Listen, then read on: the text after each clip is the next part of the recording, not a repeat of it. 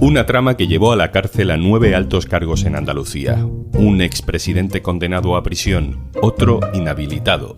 Un caso histórico que terminó con una época del PSOE. Unas sentencias que 13 años después del escándalo quedan cuestionadas por el Tribunal Constitucional. Soy Juan Luis Sánchez. Hoy en Un Tema al Día. ¿Y los ERE qué?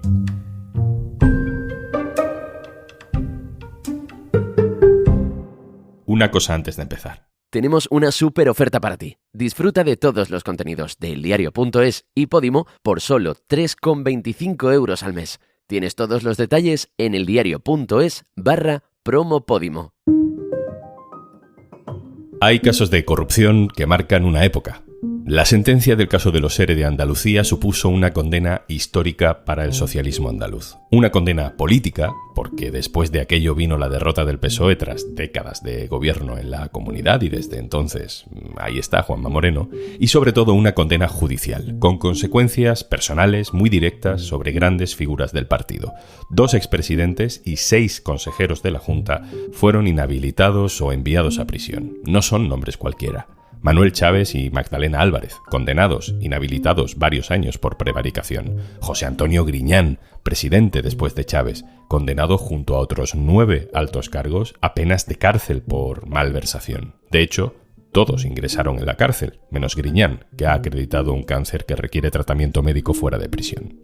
Según los tribunales, la Junta de Andalucía creó un mecanismo opaco, fraudulento, para repartir dinero público sin control.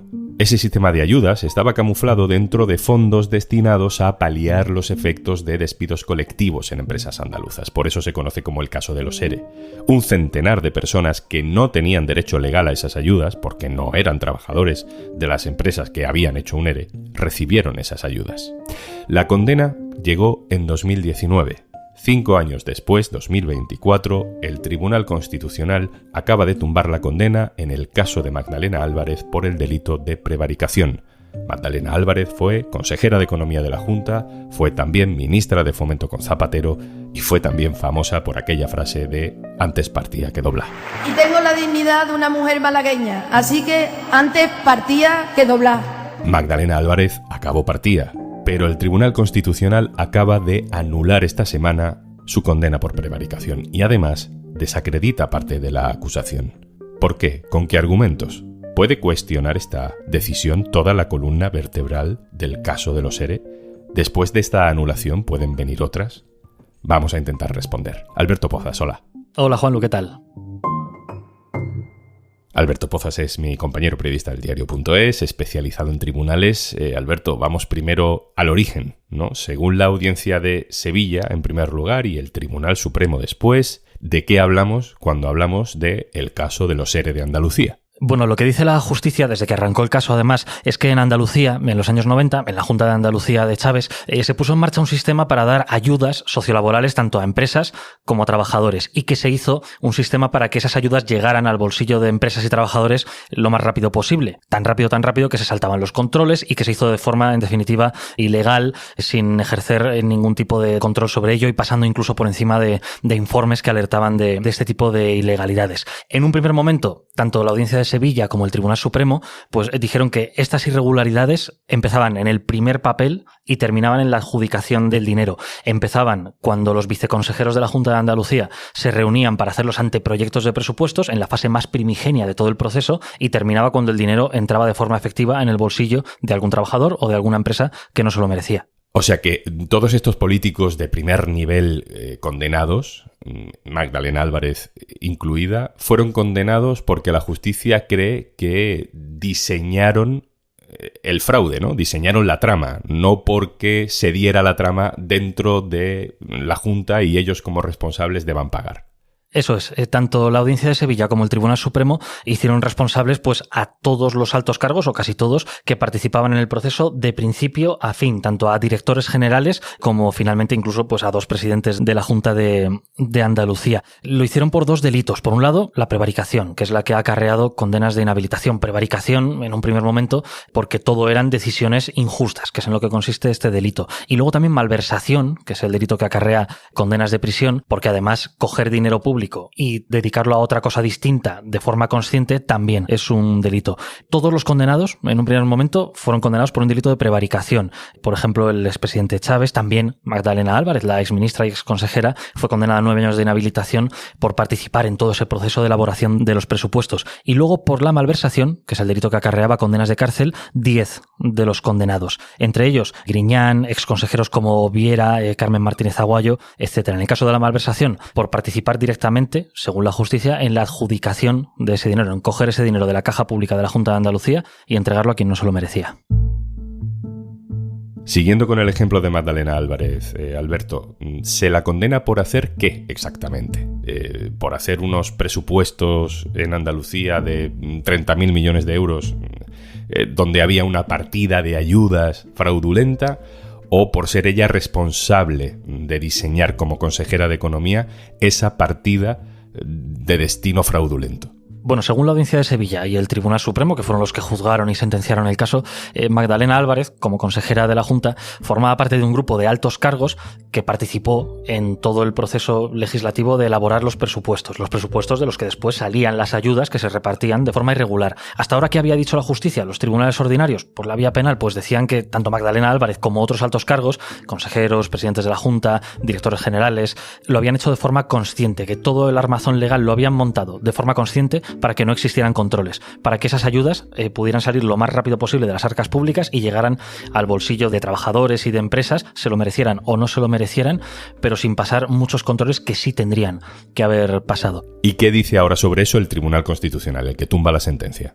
Pues que para empezar hay una parte de todo este proceso, una parte muy importante de todo este proceso que no se puede considerar un delito de prevaricación. La parte legislativa, que es la parte en la que una administración pública, en este caso hablamos de consejerías, hablamos de direcciones generales, todo ese trabajo no se puede considerar un delito de prevaricación porque es hacer o preparar unos presupuestos que luego aprueba el Parlamento. Eso no puede ser nunca un delito de prevaricación, dice el Tribunal Constitucional. ¿Considerarlo un delito de prevaricación? Pues según el Tribunal ataca la separación de poderes, porque es la justicia penal, en este caso, metiéndose en el trabajo político de consejeros y de directores generales de la Junta de Andalucía. Y luego también, por último, dice que eso no puede ser delito porque no es previsible para un alto cargo de la Junta de Andalucía, dice el Constitucional, que hacer su trabajo y poner en marcha normas que eran legales y que nadie impugnó y trabajar con ellas y en base a ellas, pues no es previsible que te vaya a poder caer una condena de inhabilitación o incluso de cárcel por prevaricación o malversación por ese asunto en concreto.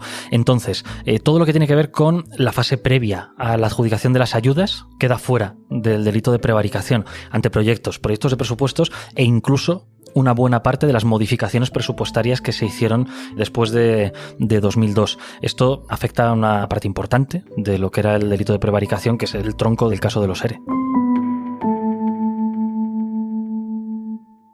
En todo caso, Alberto, el Constitucional no desmonta el caso de los ERE en Andalucía, en el sentido de que no desacredita que fraude hubo. Claro, la sentencia del Tribunal Constitucional sobre Magdalena Álvarez es muy importante y sí que rompe con una cosa que habían dicho tanto el Supremo como la Audiencia de Sevilla, ¿no? Que todo el proceso irregular de las ayudas era una cadena larga de eslabones que empezaba con el primer papel y que terminaba con la adjudicación de la ayuda, y con esto el Constitucional dice que no es así, pero lo que es el carácter fraudulento de muchas adjudicaciones sigue existiendo. Eso sí, cambia el paradigma porque cambia esa cadena política, administrativa, delictiva que, según la justicia, había cimentado todo el proceso. Un debate muy interesante que va a haber sobre la malversación, Juan, lo es de esos famosos 670 millones de euros que forman parte del fraude, que siempre se ha dicho que forman parte del fraude de los ERE. ¿Cuántos de verdad se adjudicaron a gente que sí que se lo merecía y que sí que tendría derecho a ellos y cuántos no? Y eso también va a ser un debate en los próximos recursos, ¿no? Si realmente la malversación se puede hacer por acción o por omisión, y si esos 670 millones fueron todos malversados o no, o si hay que hilar un poquito más fino. Hablas de que se puede romper la cadena política de este caso. Esto significa que puede cambiar el futuro judicial de Manuel Chávez y de José Antonio Griñán.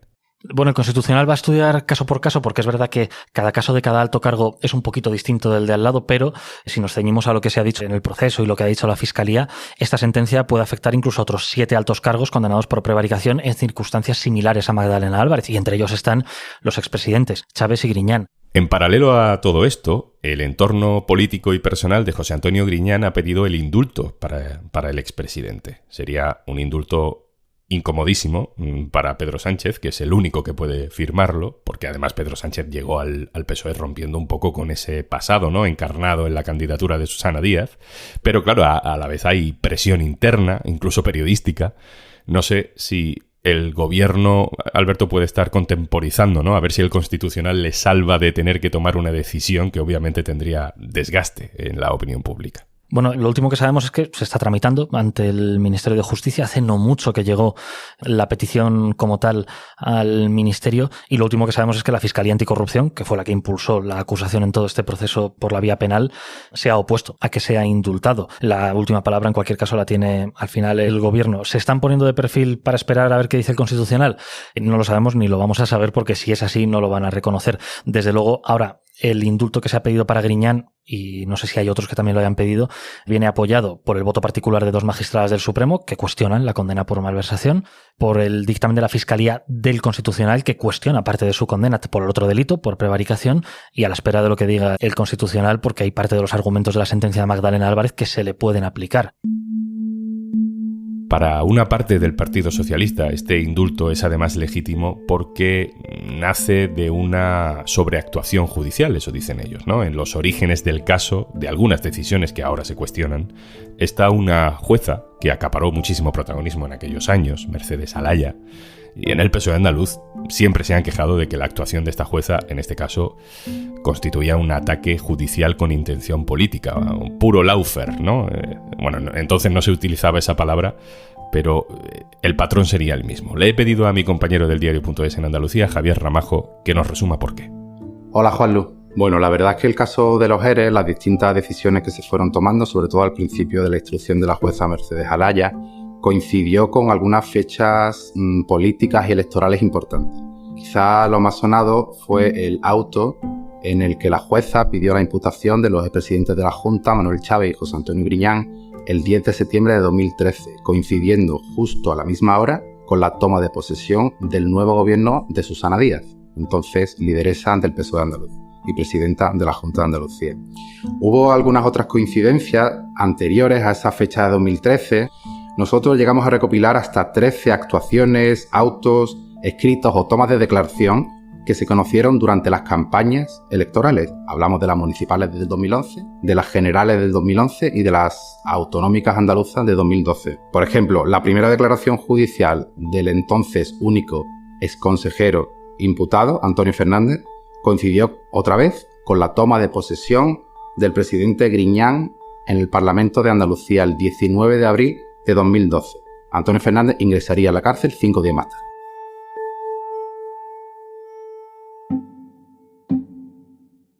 Alberto Pozas, termino contigo. Más allá de si esto tuvo algo de lawfare o no, ya hemos dicho que el fraude existió y está probado que el principal corrupto de la trama, que no era consejero, era un director de empleo, Javier Guerrero, se quedó con dinero de lo que él llamaba el fondo de reptiles, para su familia, para él, para cocaína.